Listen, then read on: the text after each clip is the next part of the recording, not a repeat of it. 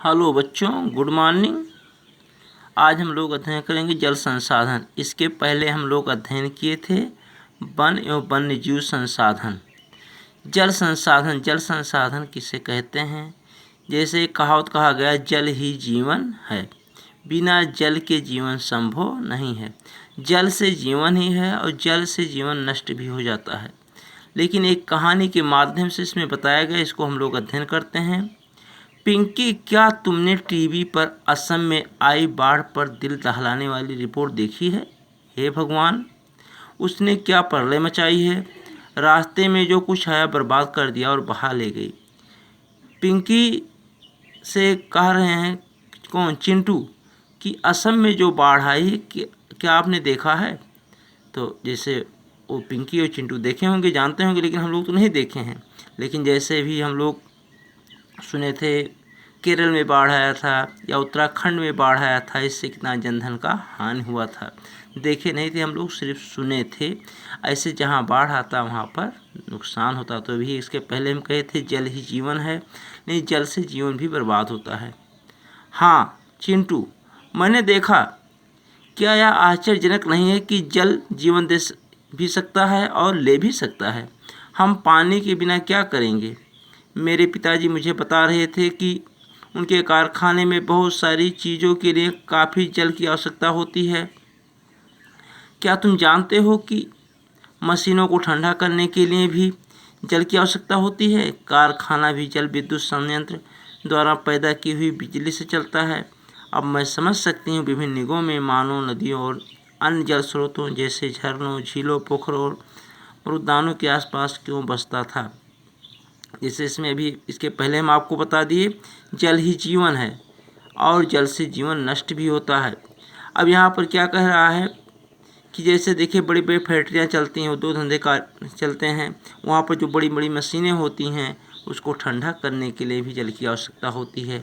एक छोटा सा उदाहरण आप देख लीजिए, जैसे हम लोग के यहाँ पंप सेट मशीन या लिस्टर मशीन होता है या गाड़ी मोटर होता है। जैसे मान लीजिए तो उसमें आपको पानी डालना पड़ता है। जब तक आप पंप सेट मशीन में, लिस्टर मशीन में पानी नहीं डालेंगे तो ठंडा नहीं होगा, तो मशीन ख़राब हो जाने की संभावना रहती है। और दूसरा चीज़, जल के माध्यम से ही जल विद्युत परियोजना है, नदी घाटी बहुउद्देशीय परियोजना, इसी से जल विद्युत का उत्पादन किया जाता है और काम चलाए जाते हैं।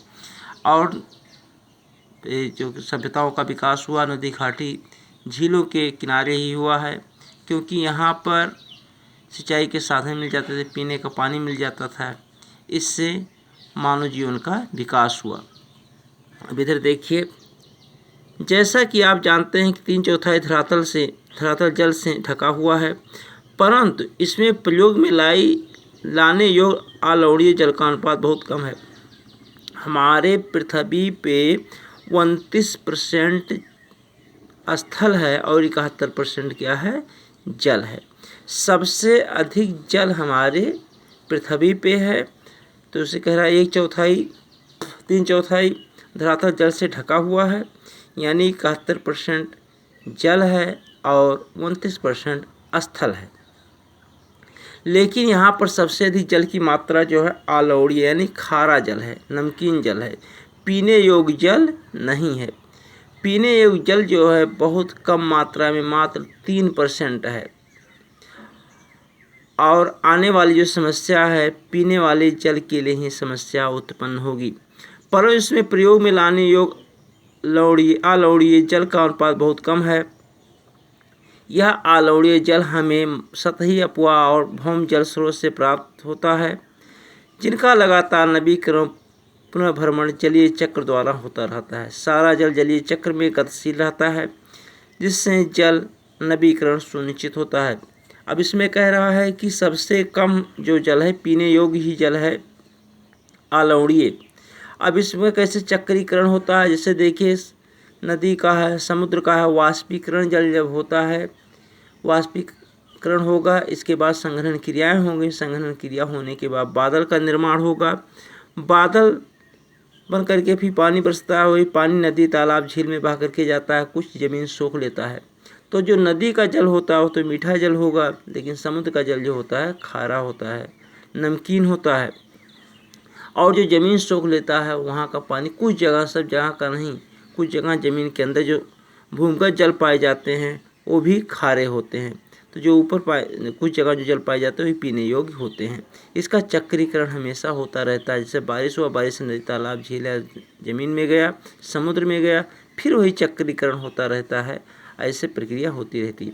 आपको आश्चर्य हो रहा होगा कि जब पृथ्वी का 3/4 भाग जल से घिरा है और जल एक नवीकरण योग्य संसाधन, तब भी विश्व के अनेक देशों और क्षेत्रों में जल की कमी कैसे है। यहाँ पर कह रहा है कि आपको आश्चर्य होगा कि हमारी पृथ्वी पे 71% जल है, 29% स्थल है, फिर भी यहाँ पर जल की समस्या क्यों है। यहाँ पर इसलिए समस्या है, पीने योग्य जल नहीं, पीने योग्य जल जो है सिर्फ 3% है और सब जल जो है खारा है, नमकीन है। ऐसी भविष्यवाणी क्यों की जा रही है। 2025 में 25 करोड़ लोग जल की नितांत कमी झेलेंगे। एक भविष्यवाणी किया जा रहा है, अनुमान लगाया जा रहा है 2025 में 20 करोड़ लोग जल की नितांत कमी झेलेंगे। यहाँ पर जल की कमी हो जाएगी, जो बहुत बड़ी समस्या उत्पन्न होगी। अगला है जल दुर्लभता और जल संरक्षण एक प्रबंधन की आवश्यकता है। जो दुर्लभ है, हम लोगों को नहीं मिल सकता है, उसका हमें संरक्षण करना चाहिए, प्रबंधन करना चाहिए, उसका मैनेजमेंट बनाना चाहिए, किस हिसाब से हमें इसका खर्च करना चाहिए, तभी हम इससे निपट सकते हैं, अन्यथा बहुत भयावह स्थिति हो जाएगी। जल के विशाल भंडार और उसके नवीकरण योग्य गुणों के होते हुए यह सोचना भी मुश्किल है हमें जल दुर्लभता का सामना करना पड़ सकता है। जैसे ही हम जल की कमी की बात करते हैं तो हमें तत्काल ही कम वर्षा वाले क्षेत्रों या सूखाग्रस्त इलाकों का ध्यान आता है। इससे देखिए जल का विशाल भंडार का नवीकरण करना है। अब देखिए इसके लिए हर ग्राम पंचायत में तालाब खुदवाया गया है, या जो पुराने तालाब पोखरे थे उसका नवीकरण किया गया है, क्योंकि जल का संरक्षण किया जाए। बारिश के दिनों में जल बहुत अधिक मात्रा में हो जाता है और अन्य दिनों में, गर्मी दिनों में नहीं रहता। तो ही जब संरक्षण करेंगे, वर्षा के जल को इकट्ठा करेंगे तो ज़मीन सोख लेगा, तो हमारा भूमिगत जल जो है वाटर लेवल ऊपर आ जाएगा, इससे जल की कमी नहीं होगी। जल की समस्या वहाँ पर सबसे अधिक उत्पन्न होता है जहाँ सूखाग्रस्त क्षेत्र है, जहाँ पर बारिश कम होता है, जैसे राजस्थान या आपका पठारी क्षेत्र है। अब कह रहा हमारे मानस पटल पर तुरंत राजस्थान के मरुस्थल और जल से भरे मठ के संतुलित करती हुई जल भरने के लिए लंबा रास्ता तय करती पनिहारियों के चित्र चित्रित हो जाते हैं। यह सच है कि वर्षा में वार्षिक और मौसमी परिवर्तन के कारण जल संसाधनों में उपलब्धता की